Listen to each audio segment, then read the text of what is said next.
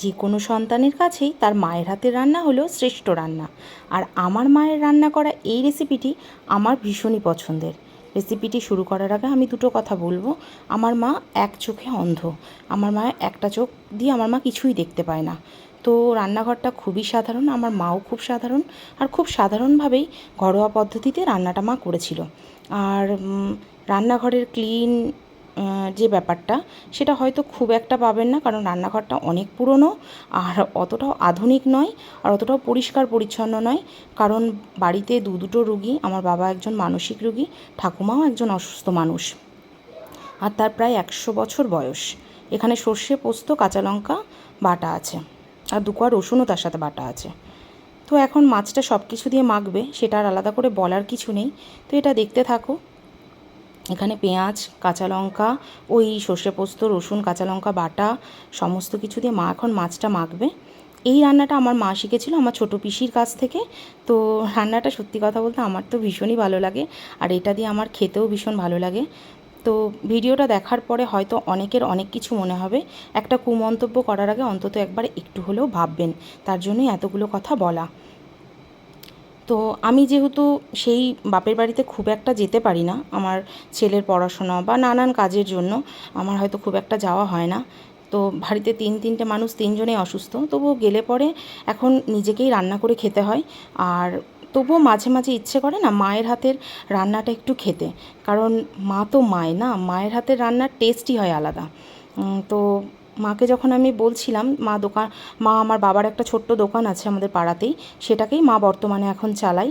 তো মায়ের রুজি রোজগারের জন্য। তো সেখান থেকে আসার পর মাকে যখন বললাম, মা একটু কিছু রান্না করো আজকে, তো তখন ফ্রিজে কয়েক টুকরোই রুই মাছ পড়েছিল। তার আগে আমার মোটামুটি সব রান্না করা হয়ে গেছিলো। তখন মা বললো, রুই মাছ কটাই বার কর, দেখি কিছু একটা রান্না করে দিই তোকে, এসেছিস থেকে একদিনও তো কিছু রান্না করে খাওয়াতে পারিনি। তো এখানে মা আর মেয়ে একটু একটু গল্প করছিলাম, আর মা বলছিল যে এই মাছটা জানিস তো, লাউ পাতায় মুড়ে একটু বেসনে ডুবিয়ে ভেজে খেলেও খুব ভালো লাগে। তবে আঁচটা সবসময় ধিমি আঁচে ভাজবি, কারণ মাছটা ওই লাউ পাতার ভেতরেই আস্তে আস্তে সিদ্ধ হবে। তো এইভাবে মায়ের সাথে একটু একটু গল্প করছিলাম, আর তার সাথে মায়ের রান্নাটা করছিল। রান্নাটা হতে কিন্তু মিনিট 10 সময় লাগে, খুব বেশিক্ষণ টাইম লাগে না। এই যে কড়াইটা গরম করে এর মধ্যে জাস্ট মাছটা এখন মা ঢেলে দেবে।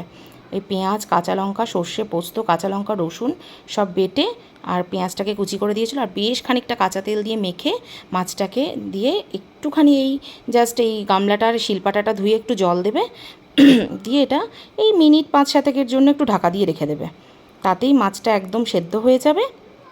যেহেতু ছোট ছোট করে কাটা, খুব বেশিক্ষণ টাইম লাগবে না মাছটা রান্না হতে।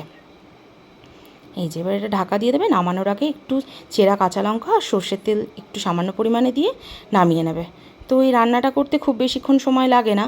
তো এই যে মা রান্না করছে আর আমার সাথে একটু একটু করে গল্প করছে। মা বলছে, তুই এটা যখন অডিও দিয়ে ছাড়বি, আচ্ছা এটা তো তাহলে তখন সবাই দেখবে না? আমি বললাম, হ্যাঁ সবাই দেখবে। আসলে মা তো খুব সাধারণ, মায়ের কাছে কোনো অ্যান্ড্রয়েড ফোন নেই, তাই মা চাইলেও এটা ভিডিওটা পরে আমি আবার যখন যাব হয়তো তখন দেখতে পাবে, কিংবা বোন যদি দেখায় তাহলে দেখতে পাবে। তাছাড়া মায়ের কাছে এই ভিডিওটা পৌঁছবে না। কিন্তু মা বলছে আমাকে দেখা যাবে। আমি তখন বলছি যে, ও তুমি নিজেকেও একটু দেখাতে চাও? তো তো একটু একটু মায়েরও ভিডিও করছিলাম। আর এই যে মা রান্না করছিল, দেখো এত ধোঁয়া উঠছিল, আমার ক্যামেরাটাই হেজি হয়ে যাচ্ছিল। তো এই যে আমার কাছে পিয়াসিদি বলেছিল শুধু ডিলিশিয়াস পদের ছবি দিলে হবে না, রেসিপি দিতে হবে। তো এই যে একটু রেসিপিটা দিয়ে দিলাম, জানি না আর কার কার মনে এই রেসিপিটা জানার ইচ্ছে ছিল। তো এই রেসিপিটা দিলাম। তবে এইবার গিয়ে মায়ের কাছে বেশ কিছু রান্নায় মাকে আবদার করেছিলাম দোকান থেকে আসার পরে, মা একটু এটা করে দেবে, একটু ওটা করে দেবে। তো মা খুব বিরক্তই হতো রান্নাটা করার সময়। মা বলতো, দেখ আমার তো ইচ্ছে করে, কিন্তু সারাদিন খেটে খুটে এসে আর ইচ্ছে করে না রান্না করতে। তবুও বাড়িতে মাকে রান্না তো প্রত্যেক দিনই করতে হয়। আমি যাওয়াতে মা বলছিল আমাকে, তুই এসে দুদিন রয়েছিস বলে আমি তাও বাড়ি এসে একটু গরম ভাত পাই, নাহলে এই ভাতটাও আমাকে রান্না করি তারপর খেতে হয়। তো একটা বাড়িতে সত্যি কথা বলতে এখন আমার দেখলে মনে হয় একটা ছেলের বোধহয় ভীষণ প্রয়োজন। যখন এই মানুষগুলো সবাই অসুস্থ, আজকে আমার একটা ভাই বা দাদা থাকলে বা তাদের একটা সংসার থাকলে হয়তো পরিবারটা অনেক অন্যরকম হতো। তবুও যাই হোক, ভগবানের যেরকম ইচ্ছা সেরকমভাবেই সব কিছু ভালো থাকুক, আমার মা বাবা সকলকে ভালো রাখুক, এইটুকুই, টাটা।